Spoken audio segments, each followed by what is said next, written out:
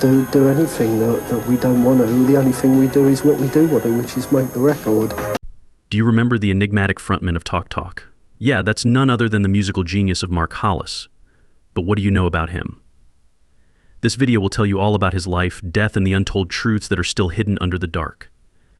No more waiting, let's get started from Mark Hollis's early days.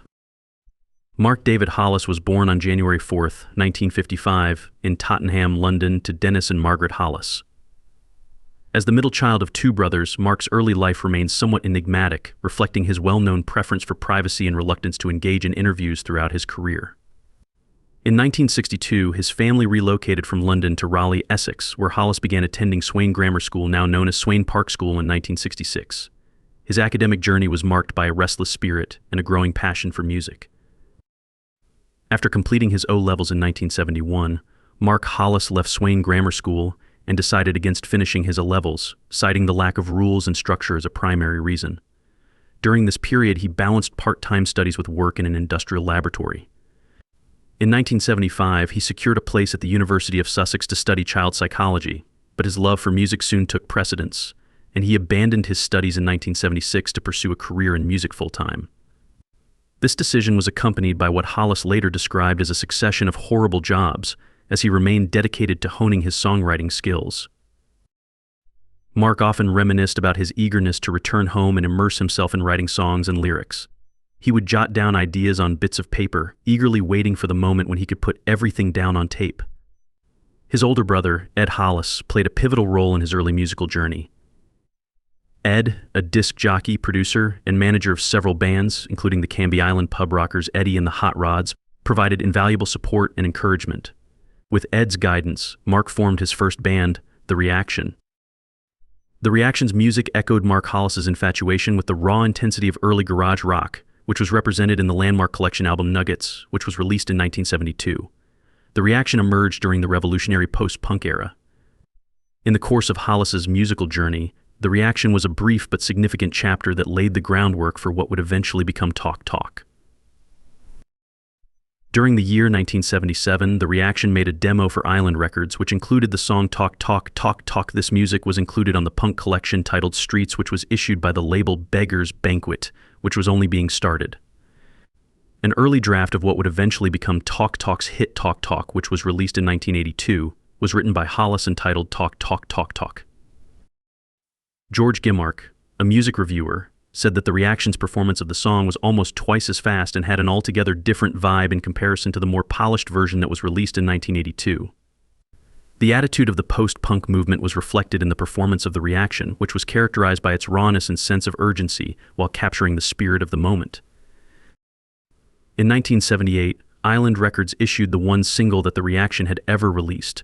Titled I Can't Resist with this record, the band was able to capture their unfiltered enthusiasm and promise. In spite of the fact that they had shown potential, the band broke up the following year, leaving behind a brief but significant legacy in the annals of post-punk history. Since the formation of Talk Talk in 1981, Mark Hollis has taken a more sophisticated and experimental approach to his musical compositions. Simon Brenner, who played the keyboard, was a member of the group. Additionally, with the help of Hollis's brother Ed, Paul Webb, who played bass guitar, and Lee Harris, who played drums, were recruited to complement the roster. Both Webb and Harris were natives of the Southend-on-Sea region, and they utilized their individual skills to contribute to the band's ever-evolving musical style. Talk Talk was frequently likened to Duran Duran while they were in the beginning stages of their career. EMI was the record company that both bands were signed to, and both bands had names that contained repeated syllables. Roxy Music was a source of influence for both bands. It is also worth noting that both groups collaborated with producer Colin Thurston. Talk Talk immediately differentiated themselves from other bands by adopting a more contemplative and experimental approach to their musical style, despite the surface similarities between the two groups. During the tour that Duran Duran was on in 1982, Talk Talk found themselves providing backup. They were able to establish their presence in the emerging new wave scene and attract a wider audience as a result of this exposure, which served as an essential stepping stone. Their first song, Mirror Man, which was released on EMI in 1982, did not reach a considerable amount of success, despite the fact that they had the chance to do so. On the other hand, their subsequent single, Talk Talk, which was a re-recording of a song by The Reaction, climbed all the way up to number 52 on the charts in the United Kingdom in April of 1982. It was in July of 1982 when Talk Talk published their debut album, which was titled The Party's Over the Album, which was produced by Colin Thurston, featured the songs Today, which reached number 14 on the UK Top 40 music chart, as well as a re-release of Talk Talk, which achieved its highest position at number 23. These songs were also successful in Ireland, South Africa, Australia, and New Zealand, with Talk Talk making it into the top 75 of the most popular songs in the United States. The album itself reached its highest position in the United Kingdom at number 21, and by 1985, the British phonographic industry BPI had awarded it the silver certification. It is a testament to the band's rising popularity on a global scale that the album reached the top 10 in New Zealand. After the success of their non-LP single My Foolish Friend in 1983, which was produced by Rhett Davies, keyboardist Simon Brenner decided to leave the band. Mark Hollis, Paul Webb, and Lee Harris were the only members of Talk Talk after this departure, bringing the band down to a trio. When the band made this change, it signified the beginning of a new era for them, since it was the beginning of their collaboration with producer Tim Fries-Green, who would go on to play an important part in their later releases. During the process of creating their second album, It's My Life, Hollis enlisted the assistance of Tim Fries-Green, who not only served as a producer but also as a pianist and a songwriting collaborator. Despite the fact that Fries-Green was a significant contributor and a de facto fourth member, he was never formally a part of the band, he did not perform live, and he was not featured in promotions or other promotional materials. The music of the band was profoundly impacted by his contributions, notwithstanding this fact. It's My Life, which was released in 1984, was a dramatic shift from their debut album, as it had a sound that was elevated to a higher level of sophistication and refinement. A significant amount of success was obtained by the album on a global scale, notably in the countries of continental Europe, North America, and New Zealand. The song Such a Shame became a top 10 success in a number of countries, while the title track made it into the top 40 in a number of different locations. In sharp contrast to the widespread acclaim that the album and its singles received on a global scale, the United Kingdom virtually disregarded both of them. Despite their commercial achievements, Talk Talk made deliberate choices to distance themselves from the mainstream. This was exemplified in the satirical music video for It's My Life, where lead singer Mark Hollis barely lip-synced the lyrics, making a mockery of the expected promotional norms. This move signaled the band's desire to break away from conventional pop stardom and explore more meaningful artistic avenues. A critical aspect of Talk Talk's unique identity was their visual presentation. Artist James Marsh played a pivotal role in this, creating all their album covers and posters.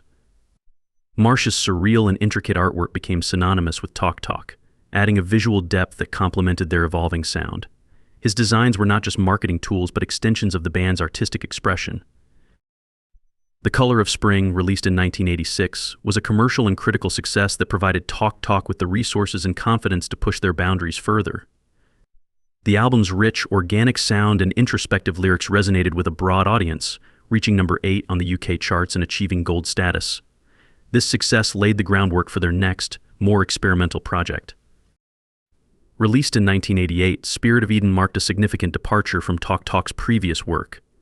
This album was a daring blend of rock, jazz, classical, and ambient music, recorded in a freeform, improvisational style.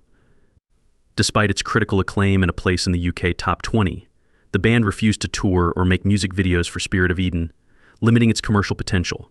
This refusal underscored their commitment to artistic integrity over commercial success. The band's relationship with their label, EMI, became increasingly strained. Spirit of Eden's unconventional nature led to disagreements, as EMI expected more commercial hits. These tensions escalated into a lawsuit, ultimately leading to the band's release from their contract. The friction resulted in Paul Webb's departure from the band in late 1988, marking a significant turning point. In 1990, EMI released the compilation Natural History, which became a significant success, peaking at number 3 in the UK and achieving gold certification. The re-released single It's My Life became the band's highest-charting single in the UK, indicating their enduring appeal. However, the subsequent remix album History Revisited led to another legal dispute with EMI, showcasing the ongoing tension between the band and their former label. By 1990, Talk Talk had essentially become the duo of Mark Hollis and Tim Fries-Green, supported by session musicians. They signed with Polydor and released Laughing Stock in 1991, This album further solidified their experimental, minimalist sound, blending sparse instrumentation with profound emotional depth. Although it reached number 26 in the UK, Laughingstock was not designed for mainstream success but rather as an artistic statement. Following the release of Laughingstock, Talk Talk disbanded in 1991 as Mark Hollis decided to focus on his family. This marked the end of one of the most unique journeys in modern music. Paul Webb and Lee Harris went on to form the band O.Rang, exploring new musical landscapes, while Tim Fries-Green recorded under the name Heligoland. Mark Hollis, the enigmatic frontman of Talk Talk, continued to leave an indelible mark on the music industry even after stepping away from the limelight. His work from the late 1990s into the early 2000s reflects a deep commitment to creating timeless music, prioritizing emotion over technicality, and maintaining an unwavering dedication to his family. This narrative explores Hollis's solo career, his contributions under pseudonyms, and his personal life. In 1998, Mark Hollis released his self-titled solo debut album, Mark Hollis. This album was a culmination of his artistic vision, stripping down music to its bare essentials to capture raw emotion. Hollis aimed to create pieces that transcended eras, eschewing technical prowess for a more profound emotional connection. The album received critical acclaim for its minimalist approach, deeply introspective lyrics, and intricate arrangements. Hollis continued to contribute to music under the pseudonym John Cope. In 1998, he performed the solo track Piano on the minimalist album AV1. This track was later included in Talk Talk's Missing Pieces compilation in 2001. His use of a pseudonym highlighted his desire to contribute artistically without drawing attention to his persona. Additionally, Hollis played piano and co-wrote the track Chaos on Uncle's Science Fiction in 1998. Despite his significant contribution, he requested that his name be removed from the credits, emphasizing his preference for privacy and artistic purity over personal recognition. Mark Hollis showcased his versatility in 2001 by co-producing and arranging 2 tracks on Anja Garbarik's Smiling and Waving. He played bass guitar, piano, and melodica, demonstrating his multi-instrumental talents. These collaborations underscored his ability to blend into different musical landscapes while maintaining his distinctive touch.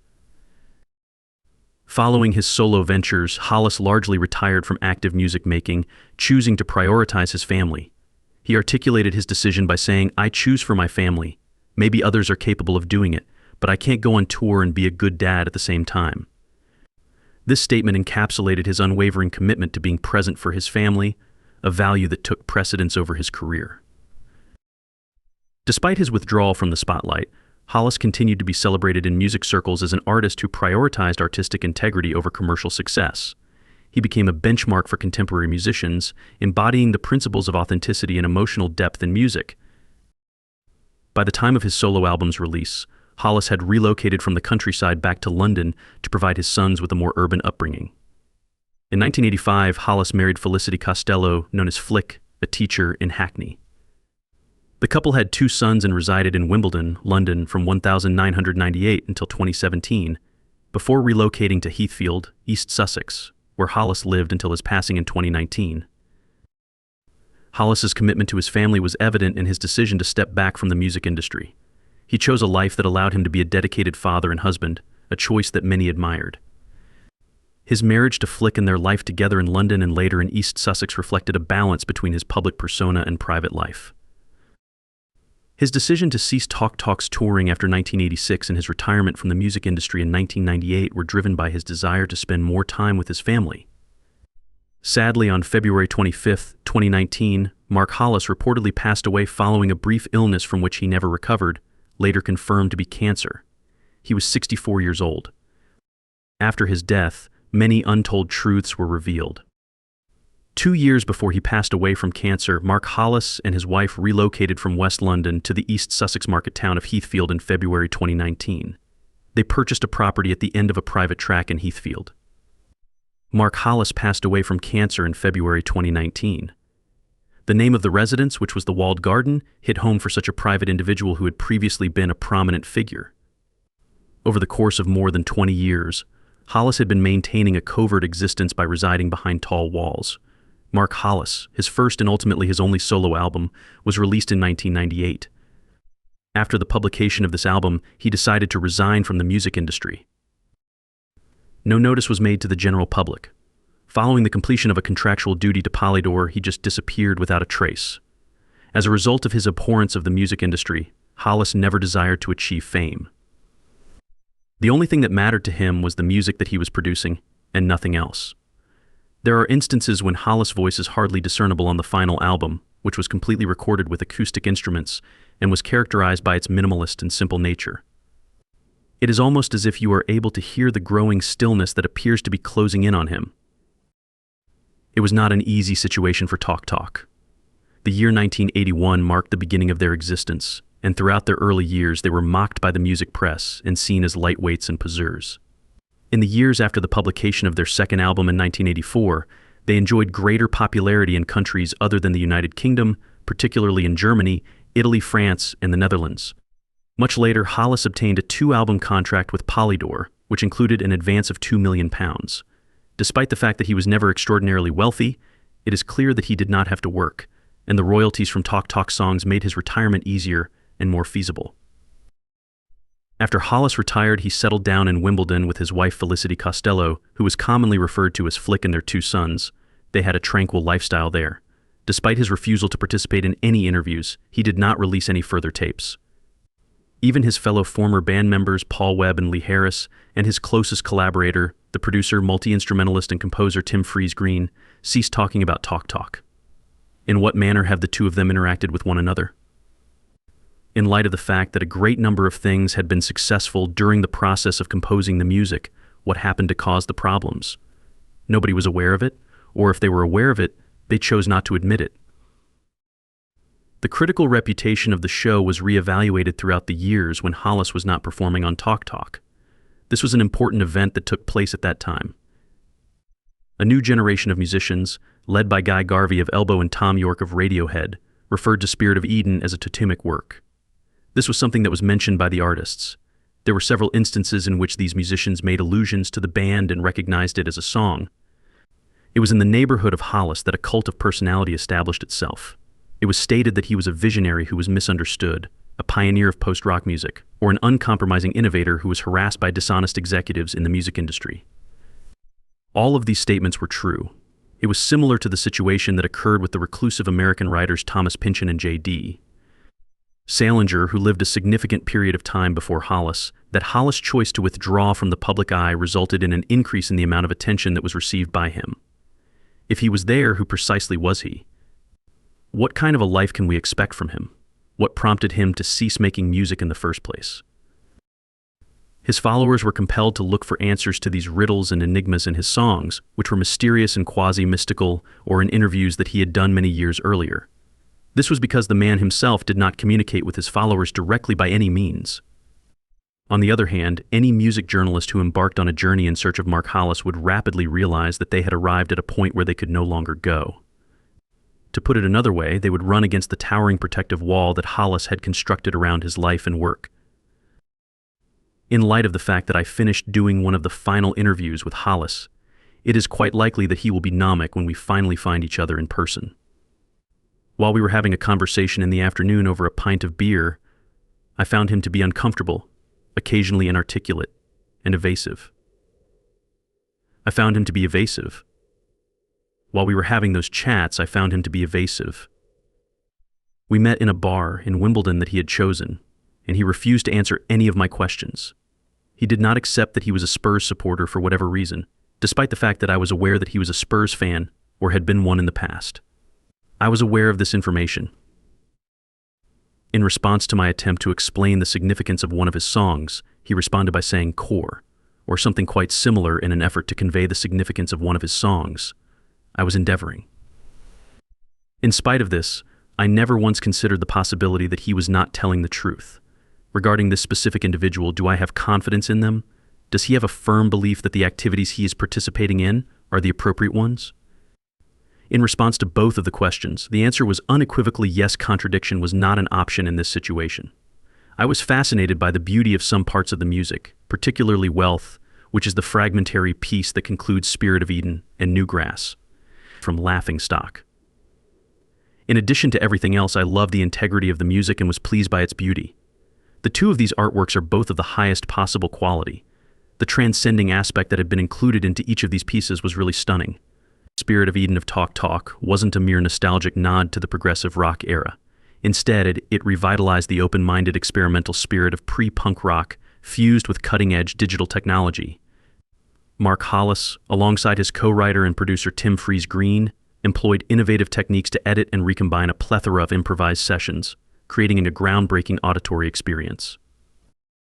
After enduring 7 grueling years within the music industry's relentless promotional cycles, videos, photo shoots, interviews, Hollis developed a staunchly progressive stance towards the business of music. He believed that the essence of music should speak for itself, independent of the trappings of commercial promotion. This conviction was further solidified by his disdain for being styled in the trendy new romantic fashion, leading Talk Talk to reject image-based marketing altogether. A clear early indication of this defiance was the video for It's My Life, where Hollis definitely kept his mouth shut instead of lip-syncing. Although he eventually conceded to EMI's pressure to produce a radio edit and a minimalist video for Spirit of Eden, his most melodic track, I Believe in You, Hollis remained deeply conflicted about this compromise.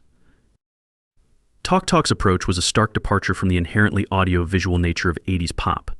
The band insisted on an older, more immersive mode of listening, one that demanded uninterrupted, contemplative engagement with the entire album.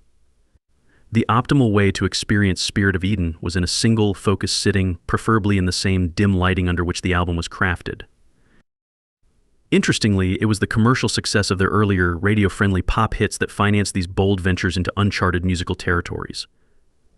The widespread popularity of Talk Talk's first 3 albums across Europe provided Hollis and his bandmates with the financial stability to pursue their artistic vision without compromise. By 1991, Hollis was confident enough to declare to Melody Maker that he no longer needed to create albums that catered to commercial demands. This sense of creative freedom was palpable in the subsequent release that year, which built upon the avant-garde foundations laid by Spirit of Eden. The album not only challenged the conventions of its time, but also paved the way for future generations of musicians to explore the boundaries of their craft without succumbing to commercial pressures. The meticulous craftsmanship that went into Spirit of Eden was nothing short of extraordinary. Hollis and Fries-Green's approach to recording was highly unorthodox. They utilized the latest digital recording technology to capture a vast array of live, improvised performances by a rotating cast of musicians. These raw sessions were then meticulously edited and rearranged, creating a seamless blend of organic and electronic sounds that defied traditional genre classifications. Improvisation played a crucial role in the creation of Spirit of Eden. The album's soundscapes were born out of spontaneous musical interactions, with each musician bringing their unique influence to the table. This approach fostered a sense of unpredictability and spontaneity, resulting in a rich tapestry of sound that evolved organically over time. Lyrically, Spirit of Eden delves deep into themes of existential contemplation, spiritual longing, and human fragility. Hollis's haunting vocal delivery, combined with the album's atmospheric instrumentation, creates an emotionally resonant experience that invites listeners to explore their own inner landscapes. The poetic ambiguity of the lyrics allows for multiple interpretations, adding to the album's mystique and enduring appeal. Spirit of Eden has been widely recognized as a precursor to several modern music movements, including post-rock and ambient music. Its innovative use of texture, space, and dynamics has influenced countless artists across various genres. The album's emphasis on creating an immersive listening experience has inspired musicians to prioritize artistic expression over commercial considerations. Each track on Spirit of Eden offers a unique sonic journey, contributing to the album's overarching narrative. From the opening strains of The Rainbow to the contemplative closing notes of Wealth, the album unfolds like a symphonic suite, with each piece seamlessly flowing into the next. This cohesion is a testament to Hollis and Fries-Green's visionary approach to album making, where each element is meticulously crafted to serve the greater whole. The album opens with The Rainbow, a track that sets the tone for the entire record. Its gradual build-up from a gentle ambient intro to a crescendo of instrumental interplay exemplifies the band's mastery of dynamics and tension. Eden continues this exploration, with its lush orchestration and evocative melodies creating a sense of otherworldly beauty. The track's intricate arrangements and layered textures showcase the band's ability to blend acoustic and electronic elements seamlessly. Desire introduces a more urgent, almost primal energy with its driving rhythms and passionate vocals. The track's intensity contrasts sharply with the preceding songs, highlighting the album's dynamic range. Inheritance offers a moment of introspective calm with its sparse instrumentation and reflective lyrics. The track's minimalist approach allows Hollis's voice to take center stage, conveying a sense of vulnerability and introspection. I Believe in You stands out as the most immediately accessible track on the album with its melodic hooks and emotive chorus. Despite its relative commercial appeal, the song maintains the album's overarching sense of depth and complexity.